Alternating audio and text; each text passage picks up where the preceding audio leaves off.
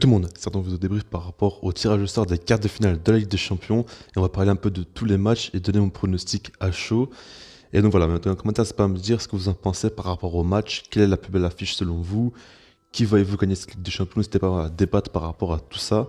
Mais en tout cas voilà, on va pas perdre de temps, on va directement commencer par Manchester City Dortmund. Et là c'est vrai que c'est une belle rencontre quand même, on va pas se cacher, c'est deux très belles attaques et on sait très bien qu'il y aura des buts dans cette confrontation-là. Après, quand on y pense, on se dit directement que ça va être un match ouvert, il y aura des buts dans tous les sens, tout ça. Ça, c'est l'idée de base qu'on a. Maintenant, moi, ce que je me dis, c'est que Guardiola, il a réussi à faire en sorte que cette saison, City a une très bonne défense. Et on voit directement que ça aide beaucoup cette équipe-là. Et je pense qu'il aura à cœur de prouver à tout le monde que City peut ne pas encaisser ou très peu encaisser face à une équipe qui a comme force leur attaque. Et je pense clairement que tactiquement, il va tout faire pour que Dortmund encaisse le moins possible et vraiment contrecarrer les plans offensifs de Dortmund.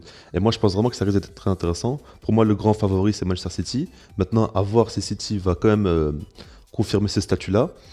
Parce que pour moi, c'est le grand favori de la Ligue des Champions, même avec le Bayern. Mais après, voilà, on sait très bien que quand c'est des petites rencontres comme ça, à chaque fois, on se dit ils vont passer, c'est bon. À chaque fois, City nous déçoit.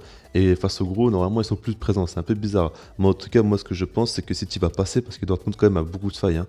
C'est vrai que défensivement, c'est quand même très très faible, Dortmund.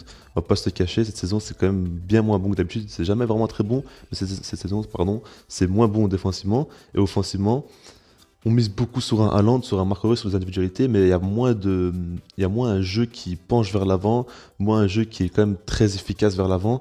Et, par exemple, l'absence d'Hakimi côté droit, ça fait beaucoup de mal. Guerrero aussi, il joue moins haut sur le terrain, ils apportent moins sur les côtés. Et même le milieu de terrain sans Witsel, c'est un peu plus compliqué aussi, il y a moins d'équilibre, même si que ça va un petit peu mieux, c'est quand même moins bon. Et je trouve quand même que City est largement devant, et pour moi, je le vois se qualifier assez simplement, même face à une équipe de Dortmund, personnellement. En tout cas, on va passer maintenant à la deuxième rencontre qui est Porto-Chelsea. Et par rapport à ce match-là, on va pas se le cacher, c'était le pire match possible envisageable, hein, parce que c'est très bien que Porto, voilà, ils ont fait un exploit face à la Juventus, et leur point fort, c'est clairement la défense. Ils vont pas essayer de commencer à jouer offensif ou quoi, hein. C'est très bien qu'ils vont jouer défensif. Ils vont essayer vraiment de jouer sur le mental, tenir jusqu'au bout à chaque fois.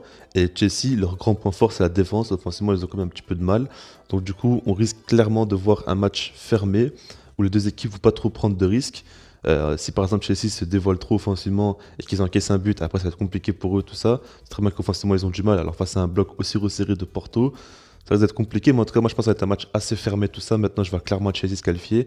Ils m'ont quand même impressionné face à Atletico Madrid. Ils ont mis 3 buts, ils en ont encaissé 0.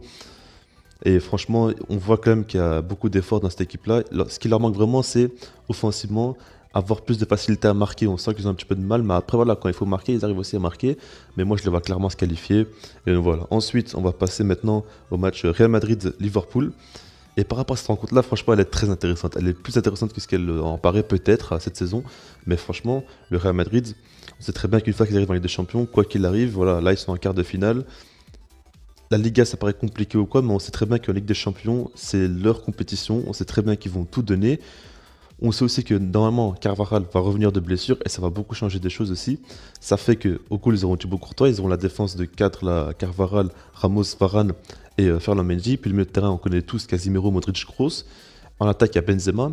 Leur seul véritable problème, c'est les deux ailiers. Mais mis à part ça, c'est des joueurs très expérimentés, des joueurs qui ont déjà gagné avec des champions plusieurs fois et des joueurs clairement qui peuvent faire le taf, surtout qu'on a une équipe de Liverpool qui n'est pas du tout en confiance, qui défensivement a beaucoup de problèmes. En fait, le problème du Real Madrid pour moi, c'est offensivement.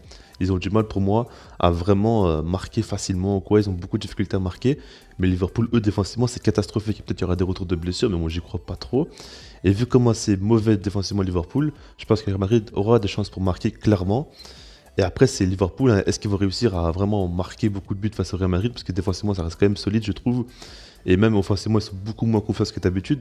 Donc franchement, le Real Madrid peut le faire selon moi. Maintenant, moi je me dis que Liverpool en championnat, on sait très bien que c'est cuit pour eux, qu'ils vont tout donner en Ligue des Champions et que d'ici là, ils ont encore plusieurs semaines. C'est début avril, hein, le match 6 avril, je crois, quelque chose comme ça.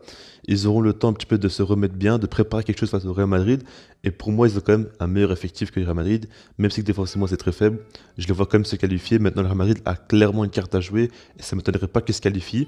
Donc voilà. Ensuite, on va terminer avec le Bayern qui affrontera le PSG. C'est la meilleure rencontre, clairement. Et ce match-là, j'ai hâte de le voir quand même. C'est la revanche de la finale de la saison passée, vous le savez très bien. Et même, voilà quoi, franchement, le PSG, là, ils ont l'occasion ou jamais de passer dans une autre dimension, d'être considéré comme un très grand club, comme un grand favori, c'est ça que je vais dire, hein, à l'heure actuelle, je parle pas dans l'histoire, quoi, vous avez compris. Et franchement, c'est un match très important pour eux. Le Bayern, on sait très bien que c'est un rouleau compresseur, on sait très bien qu'ils ont l'ascendant psychologique, on sait très bien qu'offensivement, ils ont besoin d'une, deux occasions, ça sera au fond, ils vont pas trop tergiverser. Après, on sait surtout que défensivement, c'est pas le top du top et que côté PSG, il y a Neymar qui devrait revenir, Neymar qui devrait faire beaucoup de mal avec Mbappé notamment. Faudra voir, mais en tout cas, moi, mon ressenti, c'est clair, net et précis. Pour moi, c'est le Bayern qui va se qualifier. Mais après, on peut se dire aussi que le Bayern va jouer très haut sur le terrain. Il y aura des espaces derrière avec Neymar et Mbappé. S'ils font, contrairement à la finale, là, ils auront deux matchs, donc deux fois plus d'occasions de se montrer. Ici, ils sont bons dans un bon soir ou quoi. Ils peuvent clairement casser en deux cette défense du Bayern. Après, le Bayern, ils peuvent trop facilement marquer aussi. Et franchement, c'est assez compliqué. On sait très bien que les latéraux côté PSG sont pas au niveau. Et quand on connaît les ailiers du côté du Bayern, ils risquent de faire très très très mal à cette équipe-là. Et même les milieux de terrain, pour moi, franchement, le Bayern va largement prendre l'ascendant sur le PSG. Même si on parle de Verratti, ce que vous voulez. Kimmich, il est exceptionnel en ce moment. Goretzka, il est monstrueux. Müller, il va toujours faire le taf dans les grands moments. Donc voilà, moi franchement je vois une qualification du Bayern. Après voilà, tout ça c'est à chaud. D'ici là, beaucoup de choses peuvent encore arriver. On sait pas trop, tant que je referai des vidéos avant le match, avant les rencontres. Mais en tout cas voilà, donnez-moi votre avis. Mais aussi, avant de terminer la vidéo, on parlera maintenant des demi-finales rapidement pour ceux qui ne savent pas. Alors je vous le dis en gros, le quart de finale de Bayern PSG par exemple va affronter, en gros, si le vainqueur du Bayern PSG va affronter le vainqueur de Manchester City Dortmund. Et ensuite, il y a aussi donc le vainqueur de Real Madrid-Liverpool va affronter Porto ou Chelsea. Et ça, c'est assez important à prendre en compte selon moi parce que on peut clairement se diriger face, selon mes pronostics, hein, à une demi-finale entre le Bayern et City et une demi-finale entre Liverpool et Chelsea. Après, pour la finale, là on reviendra plus tard, mais en tout cas, ça peut vraiment être très intéressant et des grandes demi-finales devraient arriver. Mais en tout cas, voilà. Dites-moi ce que vous pensez en commentaire et puis sinon, moi je vous dis peace.